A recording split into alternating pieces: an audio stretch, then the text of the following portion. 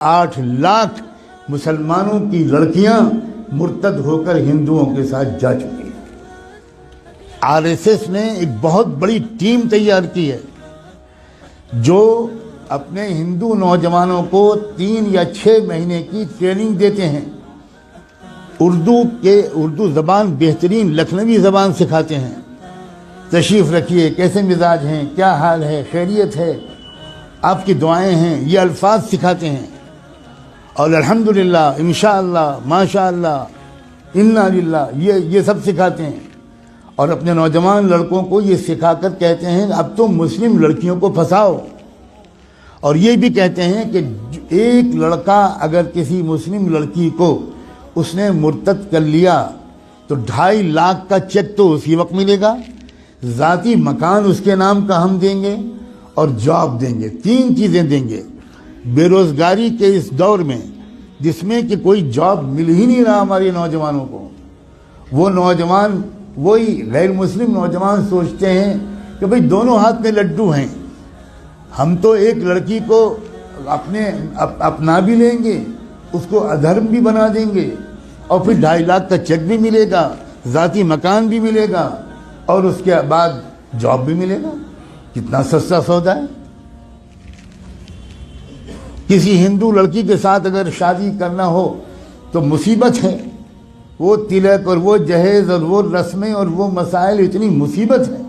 یہاں تو ہم کو مفت میں لڑکی مل رہی ہے، بلکہ لڑکی کے بدلے پتہ نہیں کیا کیا مل رہا ہے۔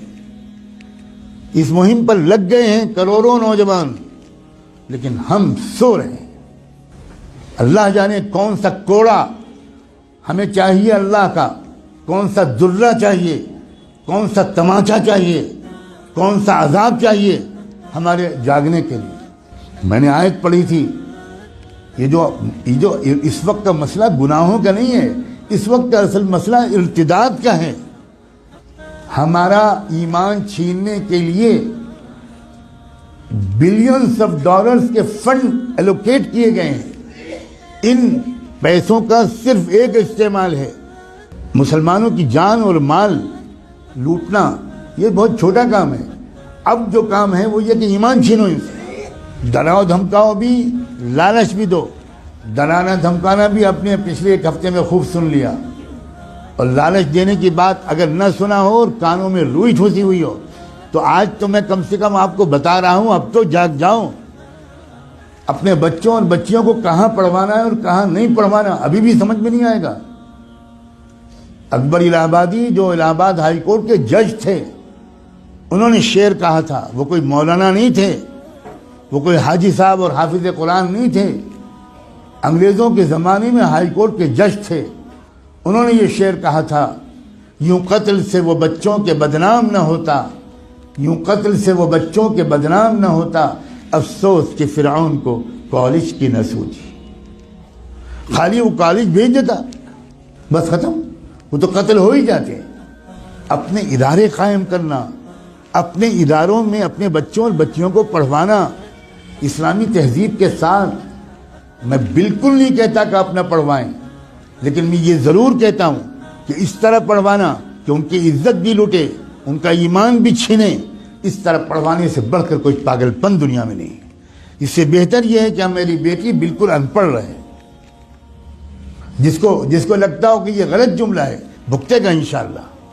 خدا جانے کب ہوش آئے گا، خدا جانے کب تک ہم جمعے کی نماز پڑھ کر اپنے کو اللہ کا ولی سمجھتے رہیں۔ ہم میں سے اکثر لوگ اپنی لڑکیوں کو کالجز میں، یونیورسٹیز میں، اسکولز میں بھیجتے ہیں، اور بالکل خبر نہیں لیتے کہ ہماری لڑکی وہاں سے سائنس پڑھ رہی ہے یا وہاں فحاشی پڑھ رہی ہے، ہماری لڑکی وہاں سے میتھمیٹک اور فزکس پڑھ رہی ہے یا وہاں سے کفر سیکھ رہی ہے، بالکل بے خبر ہے۔